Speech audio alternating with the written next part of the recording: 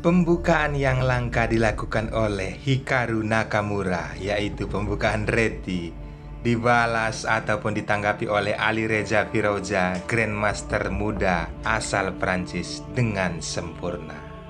Buat kalian penonton setia Jari Pelawi Chess, harap berkonsentrasi dan siapkan kopi kalian. Bagi yang belum subscribe, mohon subscribe. Mohon di-subscribe. Oke, langsung saja kita ke pertandingannya, guys. Ali Reza Firoja menggunakan bidak hitam dan Hikaru Nakamura menggunakan bidak putih.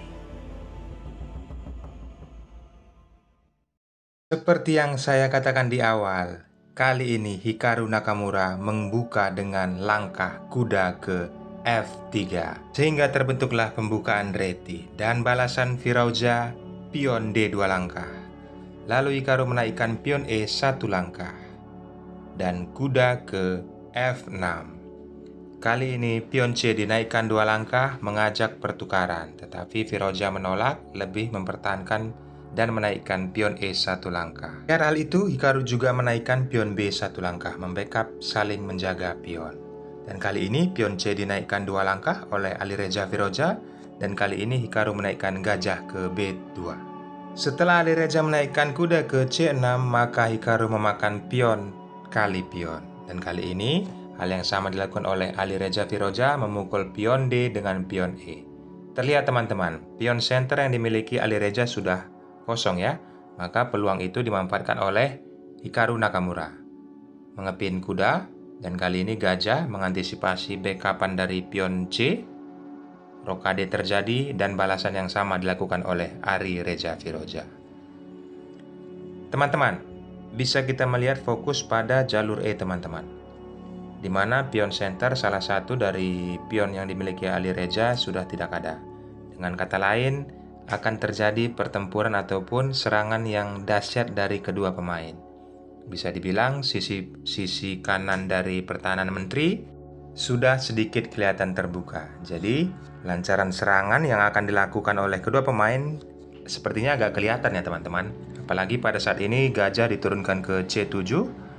Manuver terlihat seperti kuda gratis, tapi itu tidak gratisan teman-teman. Apabila itu dimakan dengan gajah atau kuda, maka menteri yang ada di D8 akan beralih ke D6, ancaman skakmat di posisi pion H2. Dan kali ini Hikaru Nakamura menaikkan kuda ke D2, berfungsi mengalibi untuk manuver ke F3 ya teman-teman. Dan pertukaran kuda terjadi dan disambut oleh Hikaru dengan pukul kuda dengan gajah.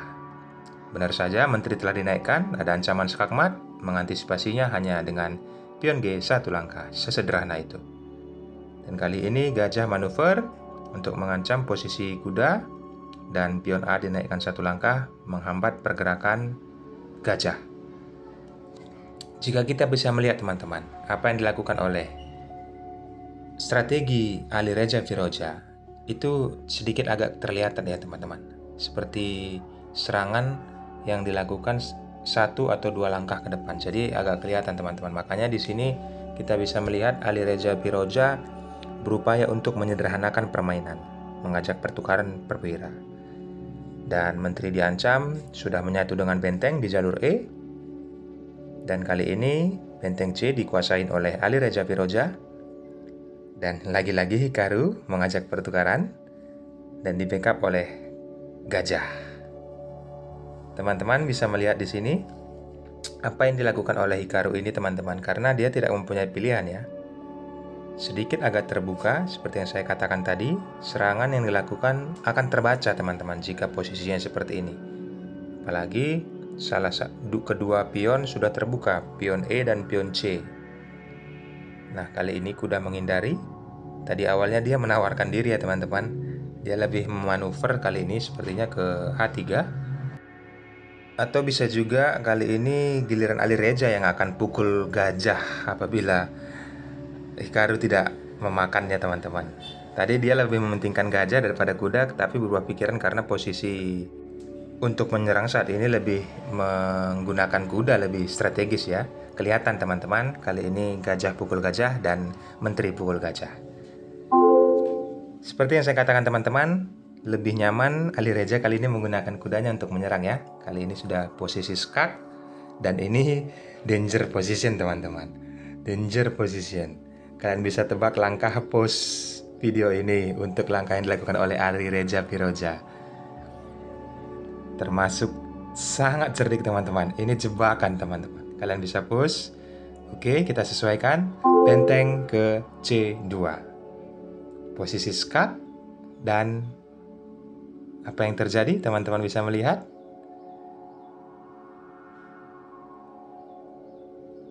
Ya teman-teman, posisinya Menteri harus pukul benteng.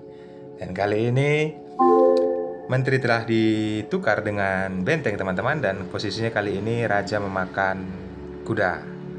Dan benteng merapatkan barisan ke C8 bersatu dengan Menteri ya teman-teman. Ali Reza melakukan langkah tersebut. Karena dengan kondisi seperti ini walaupun menang perwira, putih masih tetap bertahan ya. Karena ada gajah dan 2 benteng. Tetapi ini termasuk pertandingan endgame teman-teman. Yang diperlukan adalah langkah kecerdasan pada saat memainkan raja ataupun pion. Apalagi kita telah melihat sini sudah terjadi pertukaran ya teman-teman. Lebih sederhana lagi. Benteng, gajah melawan 1 menteri. Dan kondisi pion saat ini imbang ya teman-teman. Karena setelah raja pukul benteng dan gajah pukul pion. Jadi masing-masing pemain memiliki 5 pion ya. Kecerdasan ataupun langkah yang tepat akan mengakhiri pertandingan berbuah kemenangan. Tapi kalau menurut prediksi saya teman-teman, dengan kondisi seperti ini, sangatlah diuntungkan bagi hitam. Karena hitam ini bisa manuver ataupun mencari posisi agar salah satu dari perwira putih akan didapatkan secara gratis. Makanya kita bisa melihat langkah sekitar ada 15 langkah ke depan ini. Ali Reza Firoja berusaha untuk melakukan posisi yang tepat bagi Raja Hitam ataupun posisi yang tepat bagi skak-skak yang dilakukan oleh Menteri.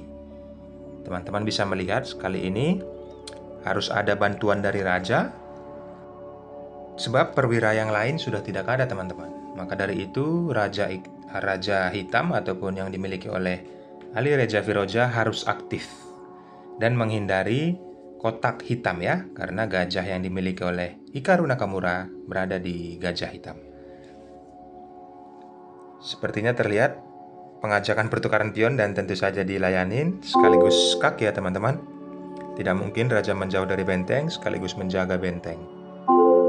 Nah, teman-teman bisa memperhatikan skak yang dilakukan oleh Ali Reza Firoja bukan tanpa sebab ya teman-teman.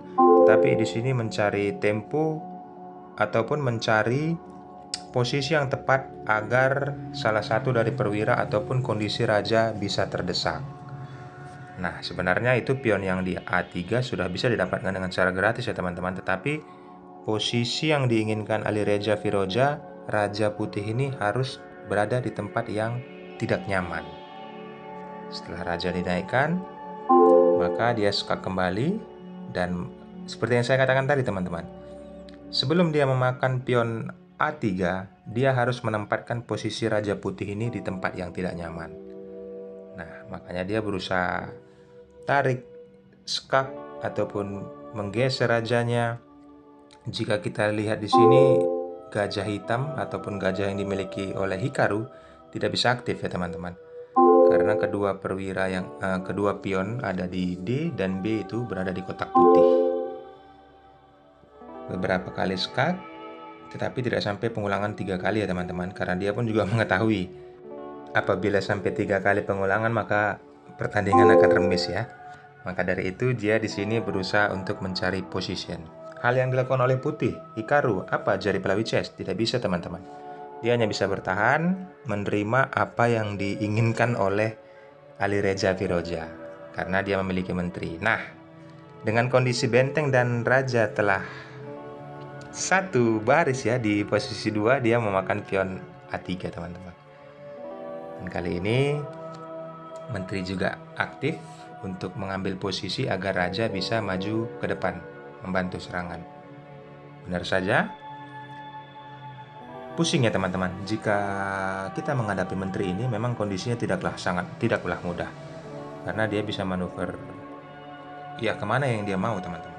Mencari tempat yang paling strategis agar salah satu dari perwira putih ini bisa didapatkan. Nah, ini sebetulnya kesalahan yang dilakukan oleh Hikaru Nakamura teman-teman. Bentengnya turun tetapi kondisinya agak jauh dari raja. Makanya pada saat dia skak dan penutupan, Raja Hitam maju ya teman-teman. Itulah kesempatan Alireja yang diambil pada langkah ini. Begitu dia skak, maka Raja akan maju. Dan kali ini Raja tidak mempunyai banyak pilihan, sepertinya akan menyudahi pertandingan ini teman-teman. Kalian berkonsentrasi, lihat langkah yang dibentuk oleh Alireja Firoja sehingga endgame-nya sangat cantik teman-teman. Apa yang mau dilakukan udah kondisi seperti ini? Tidak bisa teman-teman. Ada ancaman skakmat di H2 dan ada ancaman skakmat di E1. Maka dari itu pion dinaikkan untuk membendung ancaman skakmat tersebut. Benar saja menteri ke E1 skak dan harus ditutup dengan gajah. Lalu sambil makan pion melakukan skak, harus ditutup dengan benteng. Kalian juga sudah pasti tahu akhirnya. Oke, sekian dulu video dari saya. Saya berharap kalian menyukai video ini dan menjadikan pelajaran penting bagi kalian agar bisa bermain dengan teman-teman kalian di warung ataupun di online. Akhir kata saya ucapkan thanks and God bless. Jangan lupa komentar.